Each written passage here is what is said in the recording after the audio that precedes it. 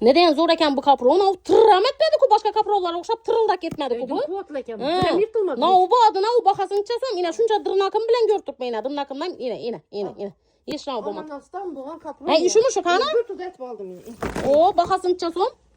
Bakası 20 bin. Oo, ahır bunu evvelki 35'ten sattılar ku. 20 bin. Hakikaten hem numara adine kendisiz. Ananasın derisinden bu amma bu. Şunun için tırıldamayı mı? Hiç ne yapamıydı. Ya internette moda boturttuk kız. Buzlatıp giyediler, kaynatıp giyediler kapronumunu hiç etmek gerek mi ne? Hiç ne yapamıydı. Oo, hakikaten ne iş o yine? Ohan var eken. Bunlu hatınlarım buladı. Bu demek Aytber'in Rusçasını? Для Для женщин ya ulu hatılar. O yine. Şu net göremle kapronunu.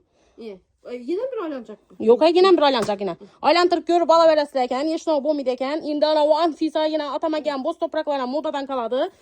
Evvelki yıl uzumunu hem 35, 40, 50 sattı. Siyot optumda 20 binden çisti originalı sıfatı vapşet dahşet yine. Görüntü tuttu yine, aytıp tuttu yine. Tırılda mıydı, yeşil bu muydu? Yine bu yok bilinmedi. Kara siveti şunun diğeri siveti var. Yine yaldırap duradı eken acayip bu.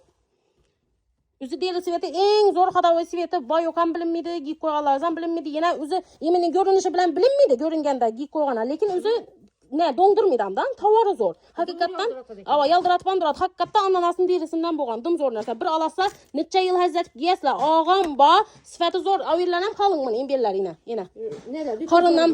Karından tartip duradı retoz diyeyim bob kalın yine içleri dım zor karanla. Kalın acayip. Karının özünem küçük etip gösterip duradı. Figür net duradan kaprondan mı? Dahşat yaldırap duradan. İyi toz muydu o? Yuvup sıkı bir şey tevelesi yine. Şu kaça yırttılar edileki yine.